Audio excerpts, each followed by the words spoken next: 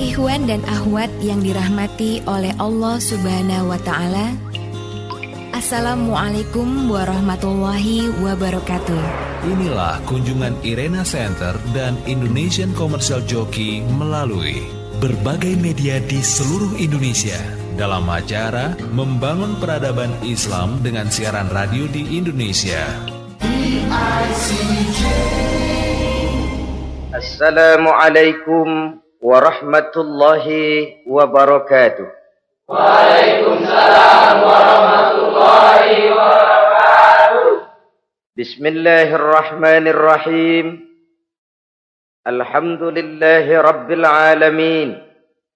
Wassalatu wassalamu ala ashrafil anbiya'i wal mursalin, imamil muttaqin, sayyidil ghurril muhajjalin, Sayyidina wa maulana Muhammadin wa ala alihi wa ashabihil mujahidin at-tahirin, amma ba'du.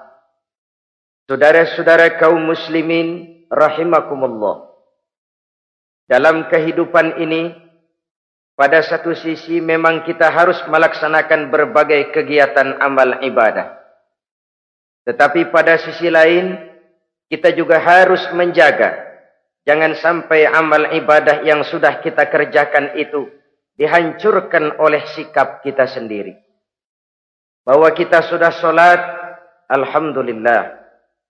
Bahwa kita sudah zakat dan memberikan sedekah, syukur. Bahwa kita sudah melaksanakan ibadah haji, thayyib.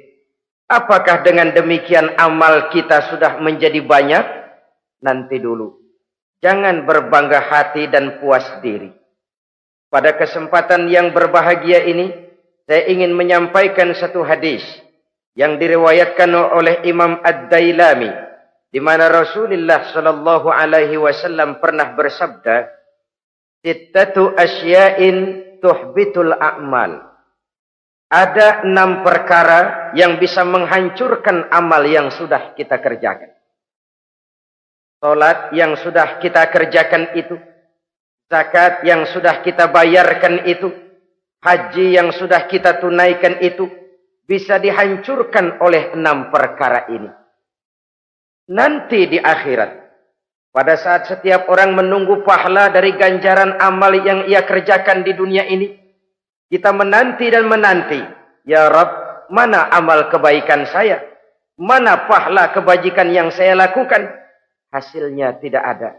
Amal yang kita kerjakan dihancurkan oleh sifat-sifat yang akan kita kemukakan pada pertemuan kali ini.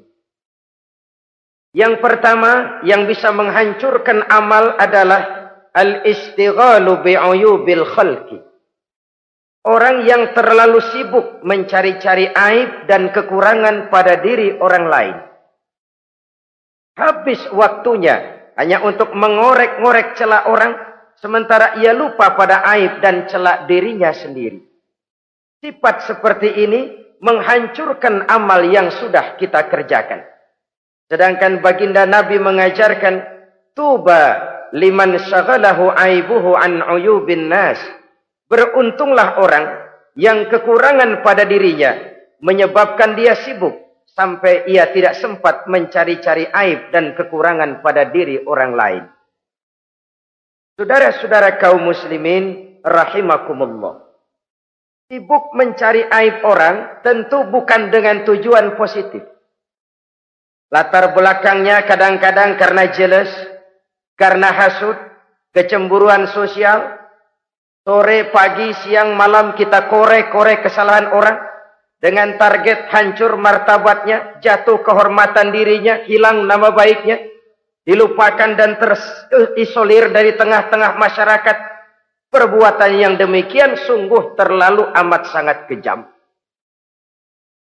Salat kita, puasa kita, haji kita bisa dihancurkan jikalau kita terlalu sibuk mencari-cari aib orang lain.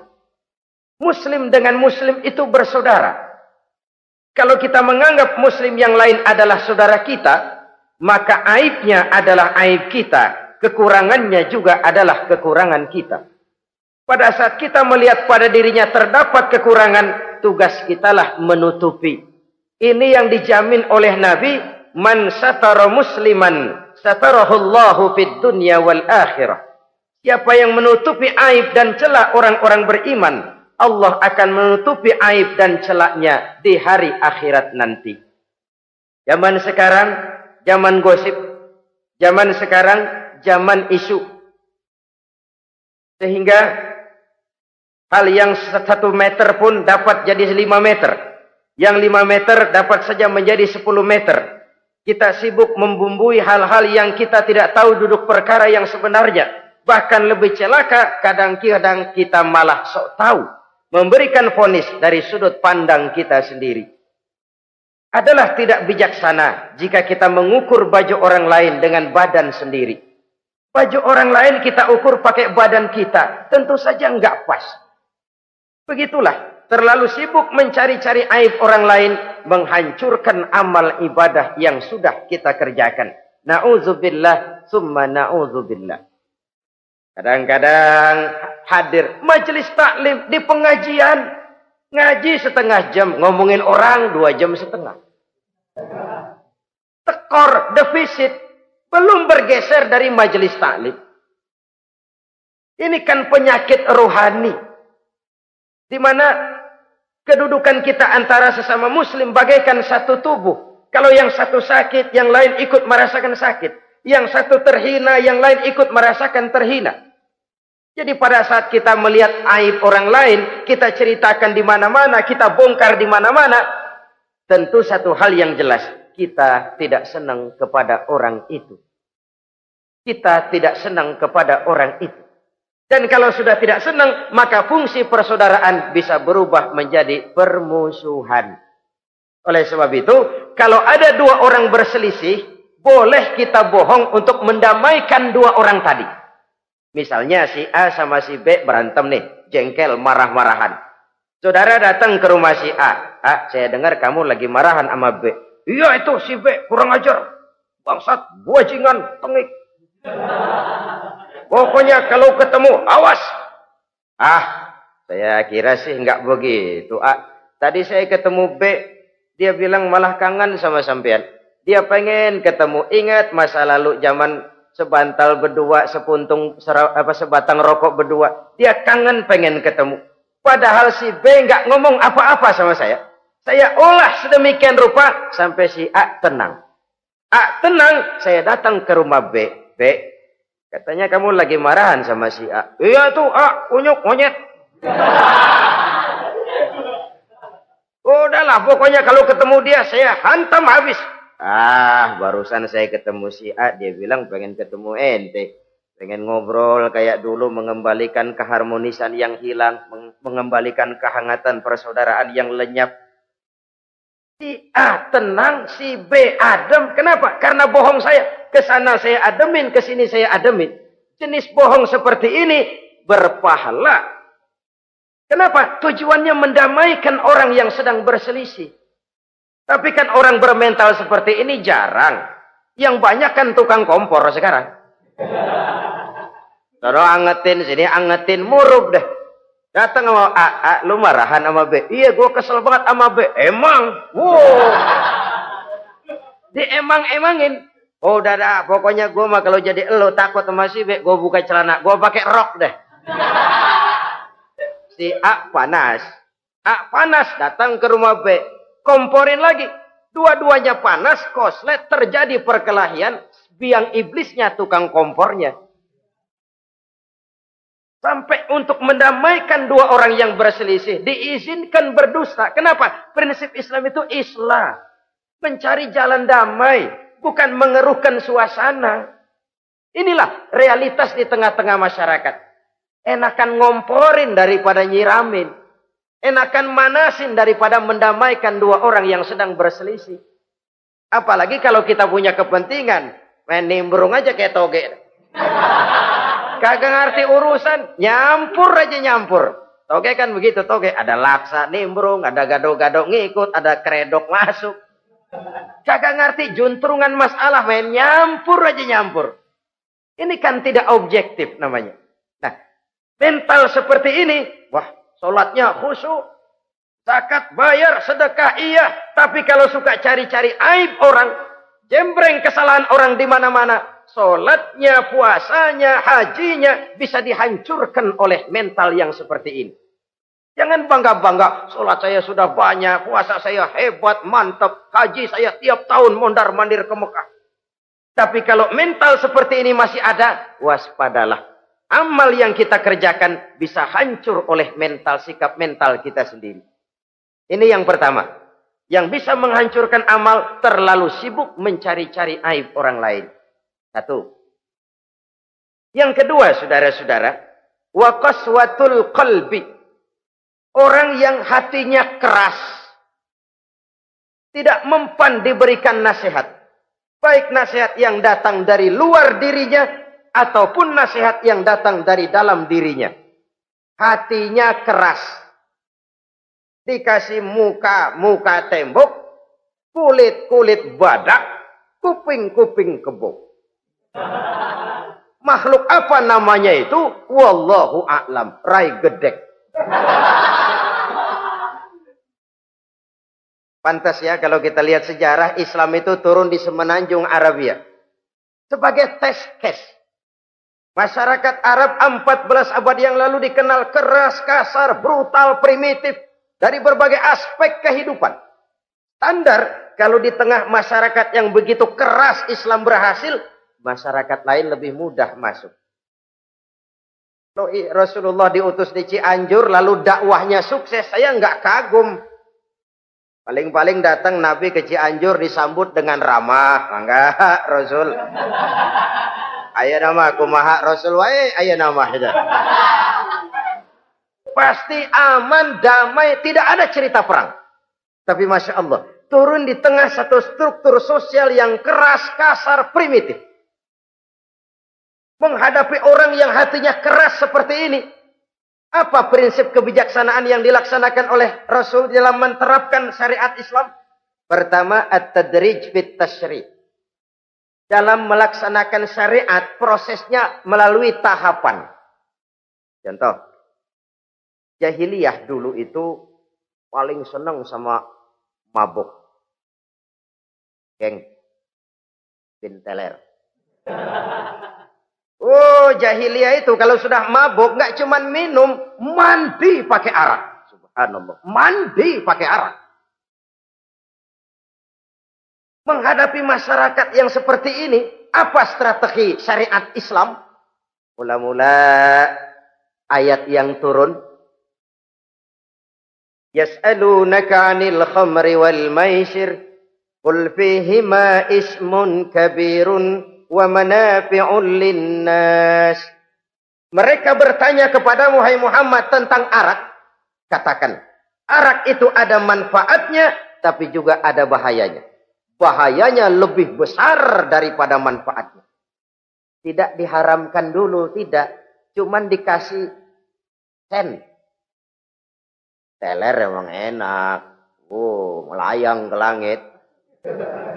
Cuman ada bahayanya.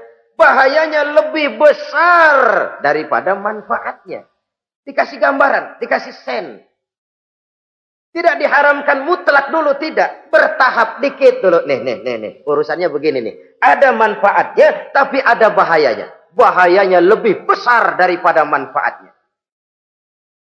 Jak rasio berpikir. Setelah tahu bahayanya lebih besar, kan dikit-dikit mulain jauh. Mulain ngurangin, jaga jarak. Setelah ada jarak, turun peringatan kedua. La taqrabus salata wa antum sukara. Jangan dekati solat kalau kamu lagi mabuk. Solat sehari semalam 5 kali. Berarti 5 kali mereka harus jaga diri. Jangan sampai mabuk. Makin jauh. Setelah jauh sekali, kira-kira tidak goyah, turun vonis. Innamal khamru wal maisir wal ansabu wal azlamu rijsun min amali syaitan fajtanibu la'allakum tuflihun. Arak itu najis, kotor, perbuatan setan. Jauhi, pasti kamu akan beruntung. Baru timbul hukum haramnya.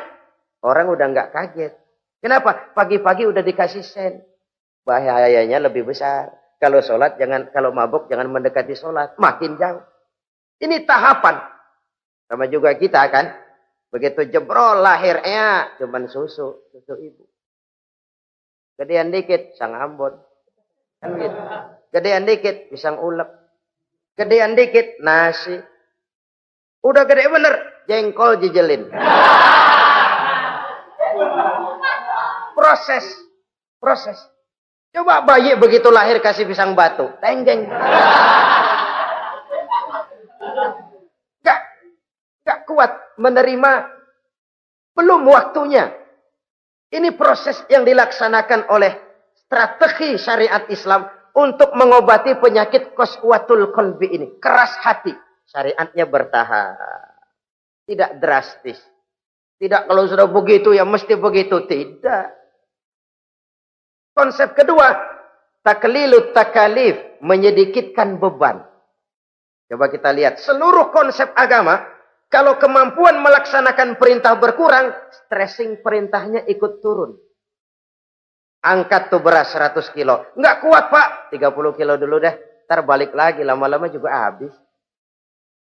Ini konsep untuk mengobati qaswatul qalbi. Bertahap. Semua perintah agama itu begitu. La yukallifullahu nafsan illa wus'aha. Allah tidak memberikan beban kecuali sesuai dengan kemampuan yang dimiliki oleh seseorang. Kalau kemampuan melaksanakan perintah berkurang, stres perintahnya juga ikut menurun. Salat wajib diri. Kalau mampu. Gak bisa pak sholat berdiri. Sholat dengan berbaring. Kalau mampu berbaring gak bisa pak. Pinggang kurap.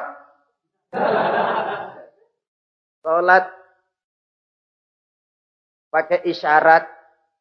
Kalau mampu pakai isyarat tidak bisa. Dalam hati setiap kemampuan melaksanakan perintah berkurang. Stres perintahnya juga menurun. Taklilut takalif ini juga salah satu strategi mengantisipasi kerasnya hati. Nah.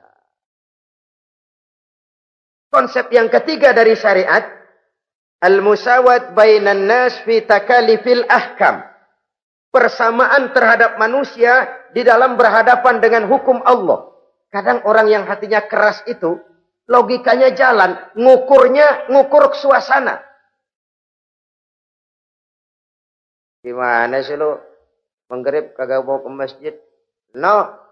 Yang Pak Haji masih di perapatan. Yang Pak Haji disebut.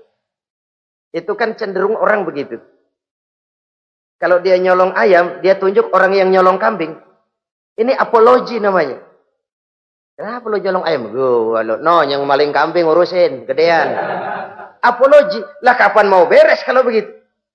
Tidak introspeksi, tidak self-correction. Itu apologi. Untuk menutupi kelemahan diri, menunjuk kesalahan orang lain yang lebih besar. Itu kan nggak jantan namanya. Apologi. Tidak ada sifat untuk memperbaiki diri sendiri. Karena kecenderungan ini ada, Islam menutupi itu. Dengan apa? Semua manusia sama dalam berhadapan dengan hukum Allah. Gak ada iri hati dalam hukum Islam ini. Salat wajib. Wajib. Bagi siapa? Yang sudah balik dan mampu. Terhadap semua strata. Jenderal wajib. Kopral wajib. Apalagi hansip. Tidak ada fasilitas. Wah kamu jenderal. Nggak apa-apa dah. Sembahyang setahun 2 kali. Idul Fitri aja sama Idul Adha. Enggak tuh. Semua manusia sama dalam berhadapan dengan hukum Allah. Itu yang Nabi ingatkan. Orang-orang sebelum kamu dahulu hancur. Umat-umat sebelum ini rusak binasa. Kenapa? Karena mereka, kalau orang kecil berbuat salah, hukum cepat-cepat ditegakkan. Tapi kalau yang besar berbuat salah, mereka diam pura-pura tidak tahu. Jadi apa ini? Yang namanya mafia peradilan, bukan cuma zaman ayeuna.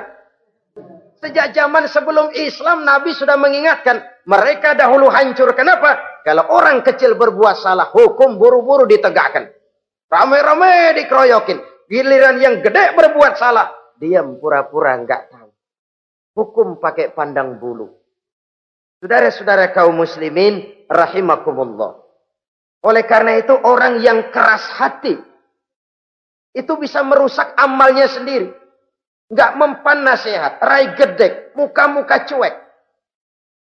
Baik nasihat yang dari luar maupun nasihat yang dari dalam nggak mempan. Kan dalam hidup ini ada nasihat dari luar, dari orang lain, bisa dari fenomena kehidupan. Ini juga nasihat. Oh, dia itu kaya tapi pelit. Hatinya begitu ya. Katanya menteleng. Itu kan nasihat. Itu kan nasihat. Oh, dia waktu berkuasa tapi zalim, matinya begitu. Perutnya pancung.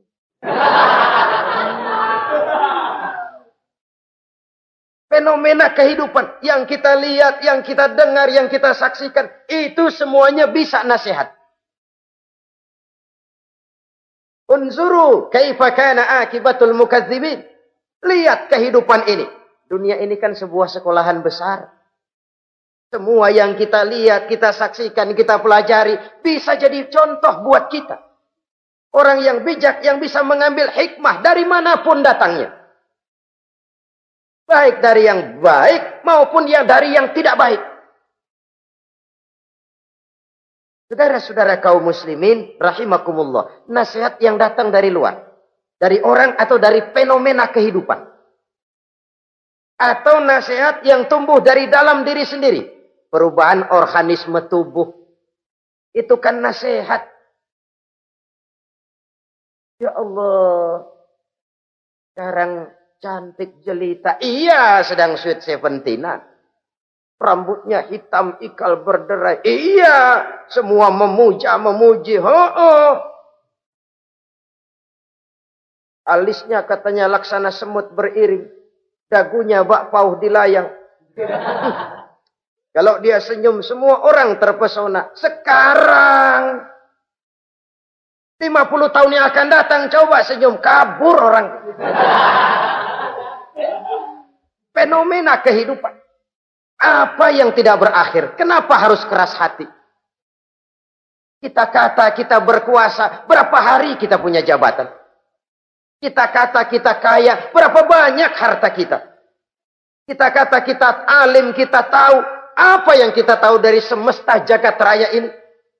Lalu apa yang tidak berakhir?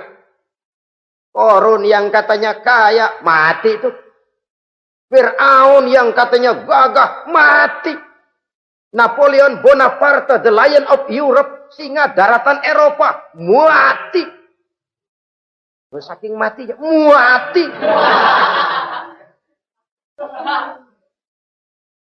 Kenapa harus keras hati? Kenapa tidak melihat perubahan fenomena alam sekitar ini? Apa yang tidak berakhir? Apa yang tidak selesai? Lalu apa yang mau kita sombongkan? Kenapa kita harus keras hati? Sehingga pantas dalam hadis kursi Allah menyatakan al-kibriya'u libasi. Sombong itu pakaianku.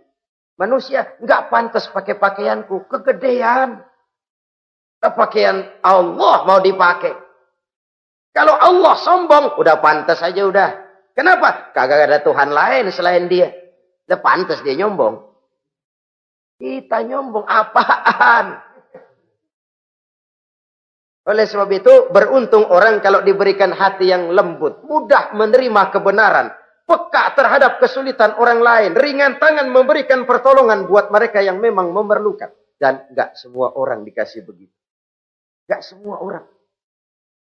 Lain ya, Umar bin Khattab sikapnya keras, tapi hatinya gampang menerima kebenaran. Nah, lain loh orang kayak begini. Keras sikap boleh keras, tapi hati mudah menerima kebenaran. Wah, kalau Umar kerasnya kan luar biasa. Tapi hatinya kok gampang menerima kebenaran. Ini hidayah. Coba lihat waktu berita Rasulullah meninggal dunia. Sampaikan oleh para sahabat, Umar jengkel. Cabut pedang. Siapa bilang Muhammad mati, saya tabas batang lehernya. Dia nggak siap menghadapi kenyataan. Emosinya yang jalan, bukan rasionya. Keras. Bilang deh, Muhammad meninggal. Saya tabas batang lehernya. Untung ada Sayyidina Abu Bakar. Beliau tidak bicara langsung, cuma pidato. Ayyuhan nas, man kana ya'budu Muhammadan fa inna Muhammadan qad mata. Wa man kana ya'budu Allah fa inna Allah hayyun la yamut. Hai manusia, siapa yang menyembah Muhammad, Muhammad sudah meninggal. Tapi siapa yang menyembah Allah, Allah maha hidup dan tidak akan pernah mati buat selama-lamanya. Sayyidina Umar tersentak. Subhanallah, saya salah. Bagaimanapun Muhammad hanya seorang manusia. Saya cinta dia, saya suka dia, nyawa saya pertaruhkan untuk dia. Tapi dia manusia dan saya tidak menyembah Muhammad. Ia sadar akan kekeliruannya, berlinang air matanya. Keras sikapnya, tapi lembut hatinya. Nah, yang kayak begini, bagus. Ini udah sikap keras, hati keras, yaitu tadi. Muka tembok, kulit badak, kuping kebo. Diapain aja udah nggak mempan aja udah. Susah yang kayak begini. Saudara-saudara, ma'asyiral muslimin rahimakumullah. Jadi yang kedua yang bisa menghancurkan amal kita, orang yang hatinya keras. Wah. Yang ketiga sekarang, yang bisa menghancurkan amal kita itu wa hubbud dunya. Orang yang terlalu cinta kepada dunia. Nih, pakai kalimat terlalu ya. Kalau sekadar cinta kepada dunia, why not? Kita cinta anak dan istri, wajar. Kita cinta harta benda, tentu. Kita cinta sanak famili dan seluruh handai tolan, memang. Kita juga cinta kepada bangsa dan tanah air. Itu bagian dari iman. Persilahkan. Yang tidak boleh itu kalau sudah pakai kalimat terlalu. Terlalu. Sebab kalau sudah terlalu, itu sudah di luar kontrol. Orang lalu menghalalkan segala cara. Terlalu cinta kepada jabatan. Akhirnya bergeser. Sholat menghadap Allah. Dengar mau pindah jabatan ke tempat kering. Gerasak gerusuk nyari dukun. Ini kan namanya iya kana budu wa dukun nasta'in. Nggak bisa wong itu satu paket. Kalau iya kana budu wa iya kana nasta'in. Kalau hanya kepadamu ya Allah kami menyembah. Hanya kepadamu kami minta tolong. Ini paket, jangan dipisah-pisah. Menyembahnya kepada Allah, minta tolongnya kepada yang lain. Sinkret, bercampur. Iya, kalau es campur enak. Tapi kalau agama dicampur dengan yang lain, nggak enak rasanya. Sama juga begini, ada gelas ya. Kalau sepenuhnya diisi bensin, itu ketahuan, bisa diminum motor. Kalau sepenuhnya diisi air putih, jelas bisa diminum orang. Tapi begitu separuh diisi bensin, separuh diisi air putih, kacau dah. Motor minum, mogok. Orang minum, mabok. Dijual juga nggak laku. Kenapa? Sinkret. Maka Allah pesan, wala talbisul haqqa bil batil. Jangan kau campur aduk yang hak dengan yang batil. Saudara-saudara kaum muslimin, rahimakumullah. Begitulah terlalu cinta kepada dunia sering menyebabkan orang out of control. Bergeser dari garis yang telah ditentukan oleh Allah. Apalagi di zaman sekarang ini. Persaingan hidup makin tajam. Tensi ekonomi semakin tinggi. Gaya hidup semakin konsumtif. Sementara lapangan kerja semakin sulit. Orang kadang kehilangan harga diri untuk mencapai sesuatu yang bernama dunia, lalu menghalalkan segala cara. Sebab itu jangan korbankan keabadian akhirat dengan kesenangan dunia yang cuma sebentar ini. Jangan sia-siakan keabadian akhirat dengan kesenangan dunia yang kadang fata morgana ini. Cintailah dunia, tapi sekadarnya saja. Sebagai ladang untuk menanam bagi kepentingan di akhirat nanti. Terlalu cinta kepada dunia bisa menghancurkan amal yang sudah kita kerjakan. Ini yang ketiga. Yang keempat, wa qillatul haya. Orang yang sedikit rasa malunya. Rasa malu merupakan bagian daripada nilai-nilai keimanan. Apabila rasa malu berkurang, artinya nilai iman juga ikut menurun. Kita melihat sekarang ini banyak orang pakai pepatah Arab dalam hidup ini. bul ala zamzam fatu'raf, kata orang Arab. Kalau kepengen terkenal, kencingi sumur Zamzam. Itu bakal ngetop ke seluruh dunia. Sumur Zamzam dikencingin. Itu akan terkenal ke seluruh dunia. Terkenal apanya? Terkenal gilanya. Jadi apa maksud pepatah ini? Kalau pengen cepat terkenal, bikin yang aneh-aneh. Yang orang lain nggak kerjain, kerjain. Yang orang lain nggak pakai, pakai. Nanti kan aneh, dilihat orang. Kalau dilihat orang kan cepat ngetop. Pantas apa tidak nomor 18. Yang penting terkenal aja dulu dah. Artinya apa? Rasa malu dikuburin. Rasa malu disingkirin. Kalau sudah sedikit rasa malu, tidak terhalang melakukan perbuatan-perbuatan yang negatif. Satu contoh. Tujuan utama diperintahkan berpakaian itu kan menutup aurat.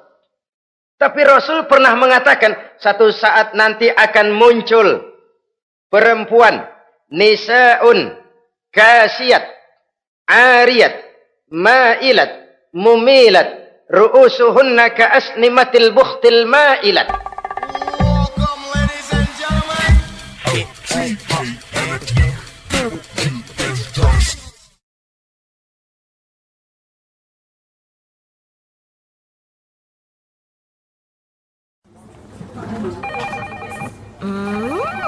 What is it? Ooh, a new chocolate product by the Integral CJ's Management. What chocolate? No, my girl. It's a new CJ's brand. Kepalanya ditata begitu rupa persis kayak punggung onta. Itu rambut lagu apa tahu deh. Ini kan fenomena berpakaian tapi telanjang. Kenapa? Yang dikejar mode, yang dikejar merek. Kiblatnya Paris, London, Roma. Imamnya siapa? Pierre Cardin, Christian Dior, Escada, Etienne Egner. Merek yang dikejar, mode yang dikejar, aurat pontang-panting. Ditambah oleh tayangan-tayangan berbagai iklan yang merangsang anak-anak kita untuk hidup konsumtif. Yo, iyo. Cocok iya jeng urang yo. Terangsang dia untuk konsumtif. Dihadapkan kepada kenyataan. Suasana ekonomi enggak menunjang. Orang tua lemah ekonominya. Dia lihat sekelilingnya, ternyata yang lain juga begitu. Banyak teman senasib, kumpul. Disingkirkan rasa malu. Akhirnya tukang bajai ditodong. Qillatul haya, sedikit rasa malu. Kalau sedikit rasa malu, dia tidak terhalang lagi melakukan perbuatan-perbuatan yang negatif. Dan itu berarti menghancurkan amal-amal yang lain. Sebab itu budaya malu ini sangat penting. Coba kalau dia hinggap di hati seorang pejabat. Pejabat yang punya rasa malu, Masya Allah, membawa manfaat yang besar buat rakyatnya. Contoh saja ya, di Jepang itu ada Perdana Menteri Hosokawa, saudara-saudara dengar. Baru 8 bulan jadi Perdana Menteri. Dia dijuluki Mr. Clean, Mr. Bersih. Diisukan terlibat skandal, cuma 4-6 miliar rupiah. Itu pun buat kampanye kemenangan partainya. Diisukan begitu rupa, malu Hosokawan. Malu mengundurkan diri, baru 8 bulan jadi Perdana Menteri. Mundur, malu. Padahal Hosokawa nggak kenal ketuhanan yang Maha Esa. Nggak kenal. Tapi budaya malunya luar biasa. Nah kalau sudah pejabat nggak punya malu. Habis. Kan sekarang umpamanya nih. Ada impres desa tertinggal. Disunatin. Sampai marah betul itu Bapak. Para pimpinan negara kita itu. Tidak ada maaf bagi pejabat yang nyunatin identitas. Kenapa? Kan tipis rasa malu. Turun dari atas sunatin. Turun ke bawah sunatin. Turun ke bawah sunatin lagi. Nyampe bawah tetelan doang dikit banget. Kebanyakan tukang sunat. Saudara-saudara. Budaya malu yang nipis. Orang kaya kalau punya budaya malu, bawa rahmat bagi lingkungannya. Ulama kalau punya rasa malu, nggak jual ayat menghalalkan yang haram, mengharamkan yang halal. Bagaimana Kiai? Haram karena belum dapat bagian. Begitu dapat jatah, haram dikit dah. Kiamat umat kalau sudah kayak begini. Budaya malu di segala strata sekarang ini menipis. Dan itu tentu berangkat dari kualitas keimanan. Ini yang perlu dipompa ke permukaan. Dan dilematis memang sering terjadi. Satu contoh, pada satu sisi kita menggalakkan proyek pariwisata. It's okay, kita perlu devisa. Tapi pada sisi lain kita harus menjaga nilai-nilai luhur dari budaya bangsa kita. Jangan sampai kemasukan wisata mancanegara, lalu budaya mereka yang tidak sesuai juga ikut kita serap. Boleh masuk ke Indonesia, pakaian seenaknya. Dia mau udah pantas aja udah. Perempuan ayab-ayaban ke pasar pakai kutang doang. Boleh, pantas aja. Bocah kita ayab-ayaban ke pasar pakai kaos kutang, perempuan mana panok melulu.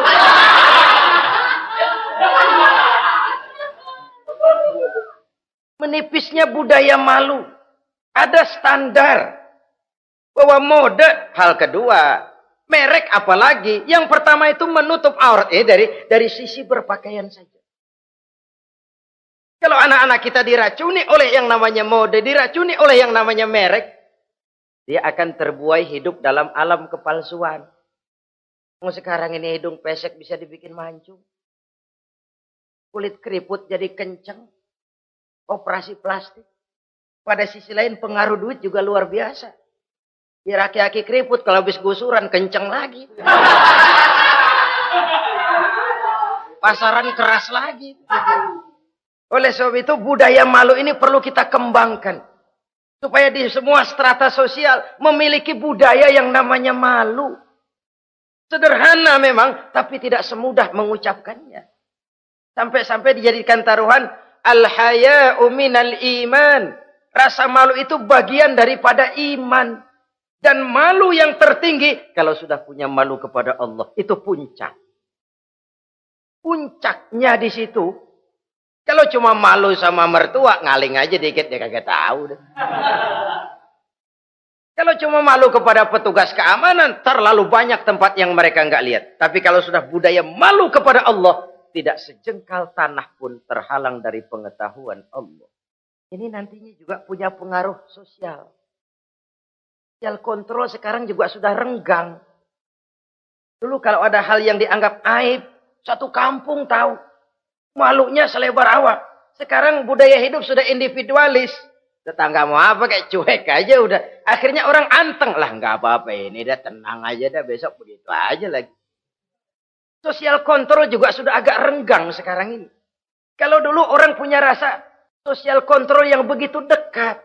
Oleh sebab itu, budaya malu merupakan bagian daripada iman. Orang yang sedikit rasa malunya bisa lepas kontrol. Kalau dia sudah lepas kontrol, dia bisa melakukan hal-hal yang merusak amal perbuatannya sendiri. Oleh karena itu, pada pertemuan kali ini, saya juga mengajak, mari kita tumbuh kembangkan budaya malu ini. Saudara-saudara kaum muslimin, rahimakumullah. Yang kelima, yang bisa menghancurkan amal kita, watulul amal. Orang yang terlalu panjang angan-angannya. Hidup dalam bayangan. Kakinya tercabut dari alam realitas. Mengharap burung terbang tinggi, tapi punai di tangan cepat-cepat dilepas. Akhirnya burung di tangan terlepas, punai juga tidak datang. Terlalu panjang angan-angan. Hidup cuma nunggu keajaiban. Yang diwiridin jikalau. Orang sudah kemana-mana dia masih anteng. Jikalau andai kata umpama misalnya. Islam bukan agama orang pemalas yang selesai sholat lalu berpangku tangan. Ada orang yang cuma sujud saja rezekinya mengalir. Ada. Ada orang yang cuma munajat di keheningan malam. Rezekinya mengucur. Ada. Tapi kan bukan kelas kita. Itu kelas antara dia dengan Allah tidak ada jarak lagi. Orang-orang yang batinnya bersih. Doanya didengar. Permohonannya dikabulkan. Permintaannya cash. Kalau kita bisa bayang cuma nadah doang. Nggak mau usaha. Paling banter orang undang tahlil kita. Sebesek campur geretan. Udah. Kita ini tahap yang bekerja, berusaha, berdoa, tawakal. Pernah dalam satu sholat Jumat Rasulullah di masjid. Ada seorang sahabat Badui. Datang dari pedalaman mau sholat Jumat. Turun dari onta cepat-cepat masuk ke masjid. Ditegur oleh Rasul. Ontamu sudah kamu ikat? Belum ya Rasul. Kenapa? Saya tawakal kepada Allah. Marah Rasul. Keluar. Ikat ontamu. Masuk lagi ke masjid. Baru tawakal. Sederhana sekali. Tapi inilah gambaran kehidupan. Ikat ontamu baik-baik. Baru tawakal. Kalau nggak diikat. Udah tawakal. Terus hilang. Tawakalnya salah. Sudah diikat rapi-rapi. Masih hilang juga. Nah tawakalnya benar. Sudah usaha. Sudah ikhtiar. Toh hilang juga. Gambarannya sederhana. Ikat ontamu baik-baik. Lalu masuk ke masjid. Barulah engkau bertawakal.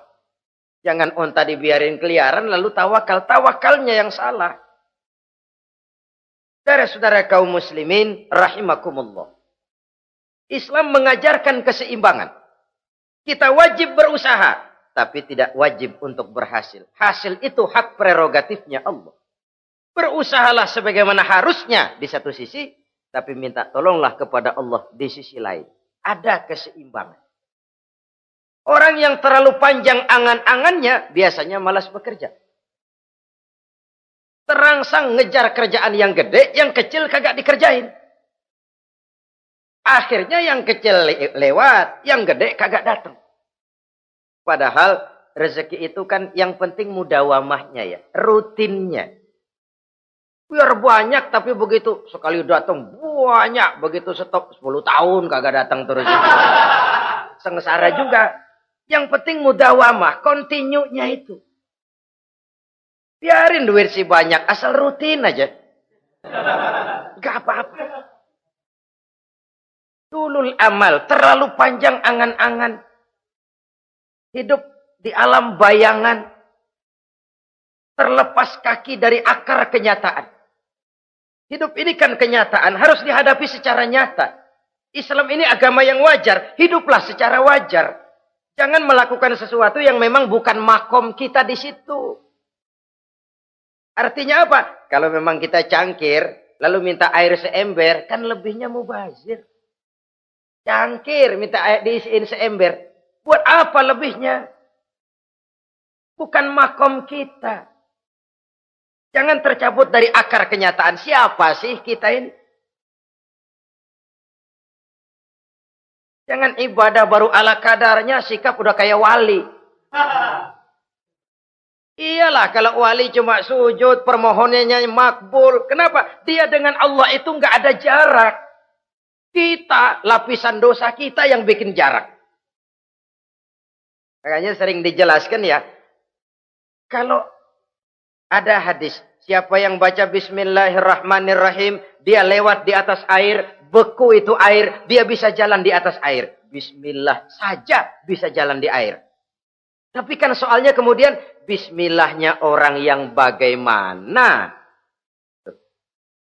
Model kita, maaf lah, 1000 kali baca Bismillah, lewat di empang, tenggelam kita.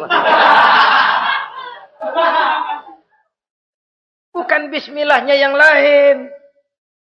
Yang baca mentalnya, pribadinya yang lain. Makom kita belum di situ. Kalau memang makom kita masih harus berusaha, berusaha. Bahwa nanti Allah berikan rizki lewat jalan yang tidak kita sangka-sangka. Itu sih urusan Allah. Itu sih haknya Allah. Tapi urusan kita harus berusaha sebagaimana harusnya kita berusaha. Ya, emang jodoh dari Tuhan, apanya pakai nyari, nanti juga aja datang. Datang cuma nenek-nenek kali.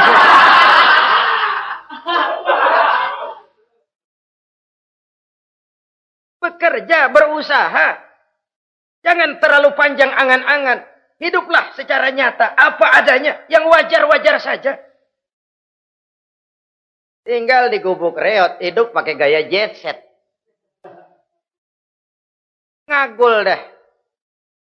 Sama merek mobil kenal banget, mobil orang-orang. Udah bukan main kalau ngomong dah. Di atas awan hidupnya. Di atas awan. Ngomong kagak ada yang kecil dah. Gak pakai juta udah. Miliar. Triliun. Ngerokok tetap aja ngombe. Silahkan mengharap burung terbang tinggi. Tapi punai di tangan jangan dilepas. Realitas apa? Idealisme boleh terbang setinggi langit. Tapi kaki tetap berpijak di alam realitas. Ayo kita ngambil contoh dari Rasulullah Sallallahu Alaihi Wasallam.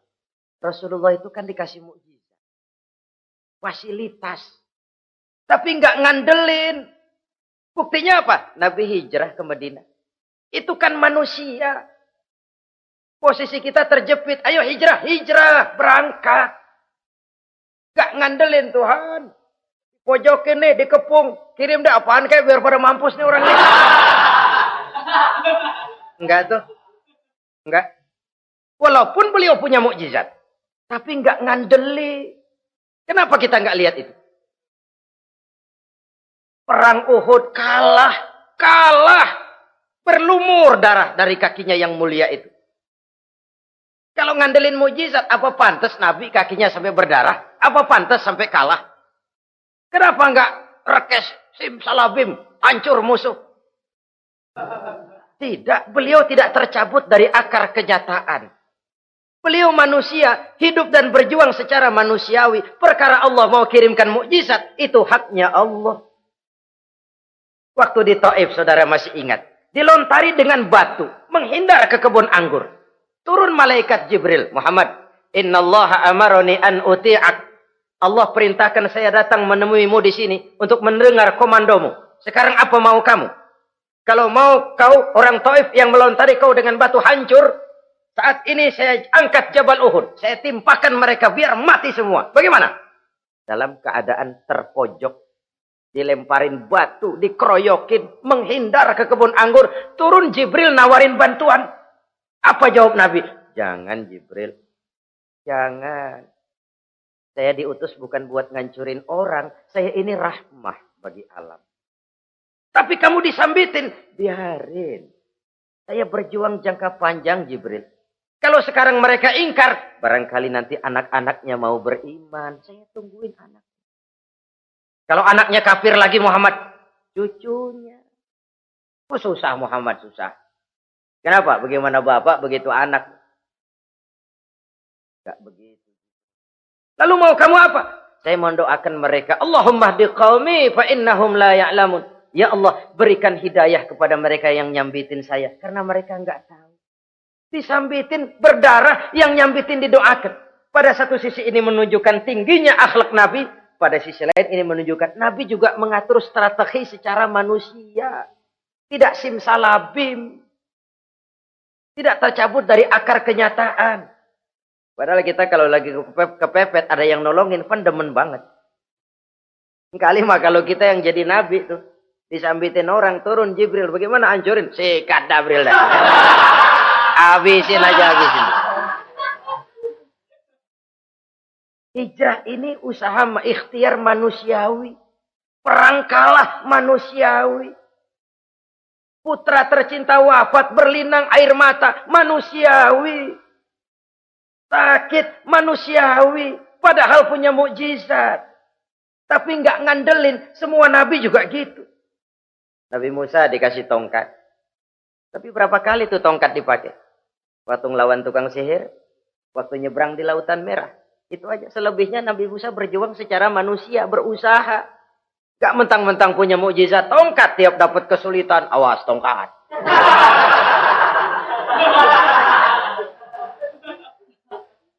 Utuh manusiawi. Ini Rasul. Kenapa kita nggak lihat itu? Kenapa kita lalu tercabut dari akar kenyataan dan hidup dalam khayalan? Sampai-sampai di satu anekdot yang menyentuh. Sekarang ini akibat tayangan-tayangan televisi begitu rupa, ada seorang bapak ditanya sama anaknya, Pak, Tuhan sama Batman kuatan mana sih? Logikanya sudah dipenuhi oleh gambaran Batman. Bahwa Batman itu kuat, gagah, menolong yang lemah. Timbul logika. Kuatan mana sama Tuhan? Katanya. Pengaruh yang dia lihat itu membentuk opini. Sama juga sekarang coba lihat ibu-ibu. Kalau udah Cassandra, itu masakan ditinggal tuh angus di dapur. Angit tuh tempe. Saudara-saudara kaum muslimin, rahimakumullah. Begitulah yang kelima, yang bisa menghancurkan amal kalau orang terlalu panjang angan-angan. Hiduplah secara wajar karena Islam memang agama yang wajar. Jangan melakukan sesuatu yang memang bukan makom kita di situ. Jangan melakukan sesuatu yang memang bukan posisi kita di situ. Kullun ya'mal ala syakilatih. Jangan minta ayam menggonggong. Jangan minta kambing mengeong. Bukan bagiannya. Bukan bidangnya. Sama juga orang ngomong, apaan mubalik kerjanya ngomong doang. Sekarang kan zaman pembangunan. Mana ada mubalik ngurus irigasi. Nah, kalau mubalik ngurus irigasi, apa lurah mau ngajar PK? Jangan tercabut dari akar kenyataan. Toh prinsip modern saja mengajarkan the right man on the right job. The right man on the right place. Orang harus ditempatkan sesuai dengan bidangnya. Jangan tercabut dari akar kenyataan. Inilah kita dan inilah yang harus kita lakukan. Hidup ini kenyataan. Hadapilah secara nyata. Perkara Allah mau membuat yang lain, itu hak prerogatif Allah. Bukan urusan kita. Yang terakhir saudara, yang keenam yang bisa menghancurkan amal kita. Wa zalimun la yantahi. Perbuatan zalim yang tidak sanggup dihentikan. Zalim kepada Allah. Zalim kepada makhluk. Atau zalim kepada diri sendiri. Ada orang zalim kepada Allah. Begini banyak nikmat yang diberikan Allah. Nggak sanggup dah kita ngitungnya. Dari bangun tidur sampai tidur lagi nikmat nggak pernah berhenti itu. Bahkan kita tidur sendiri. Sadar nggak kita waktu tidur nggak berdaya? Coba ketika kita ngorok pulas, andai kata kecoa 16 masuk ke kuping kita. Siapa yang mau jagain? Siapa yang mau jagain? Nikmat. Belum pernah nikmat Allah berhenti. Begini banyak nikmat yang diberikan. Dan Allah cuma minta satu. Syukuri nikmat itu. Kalau kamu syukuri, aku tambah. Kalau kamu ingkar, asal tahu saja azabku itu pedih, kata Allah. Orang yang zalim kepada Allah. Orang yang tiap hari memakan nikmat Allah. Tapi enggak pernah mensyukurinya. Akaltum ni'mata rabbikum walam tashkurulah. Kamu makan nikmat Tuhanmu. Tapi enggak pernah kamu bersyukur kepadanya. Itu zalim kepada Allah. Pak, dalam hidup ini kan kita dikasih waktu 24 jam sehari semalam.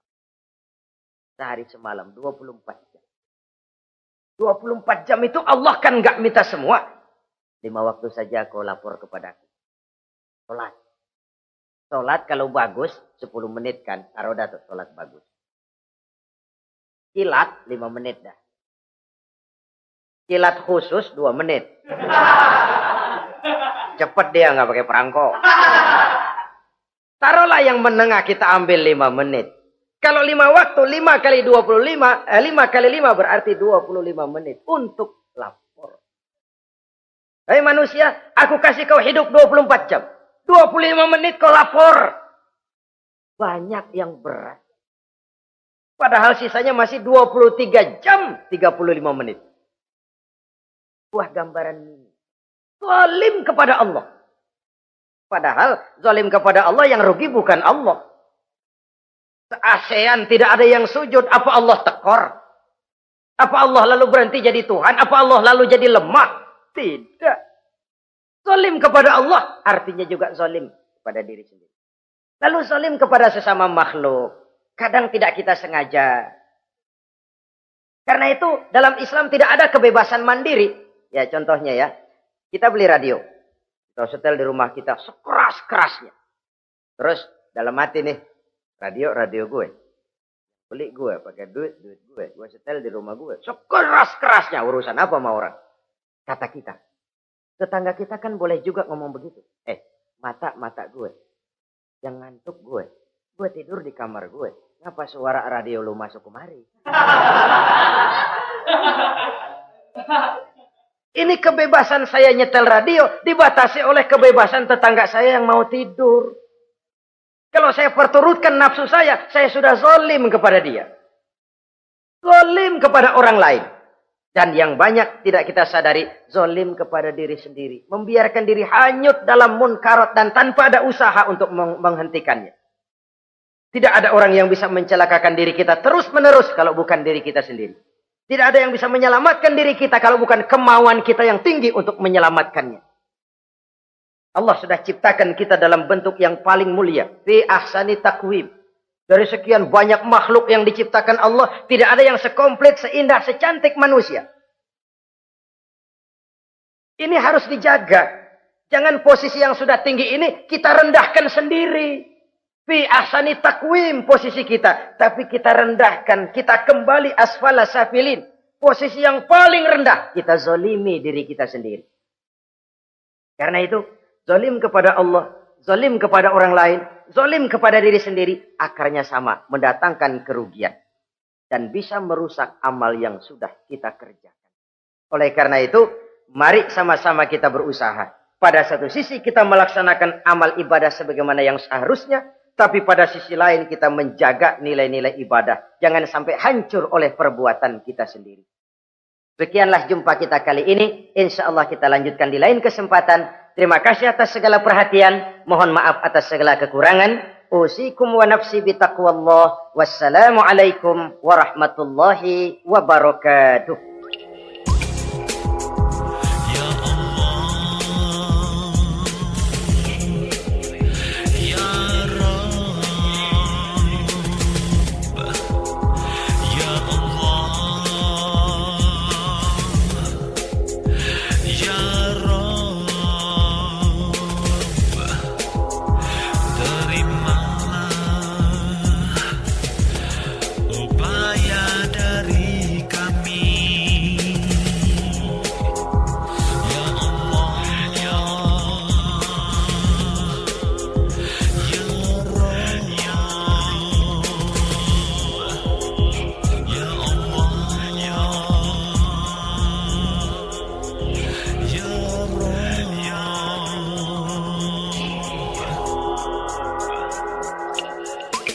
Ikhwan dan akhwat yang dirahmati oleh Allah Subhanahu wa Ta'ala, demikianlah kunjungan kami dalam acara Membangun Peradaban Islam dengan siaran radio di Indonesia.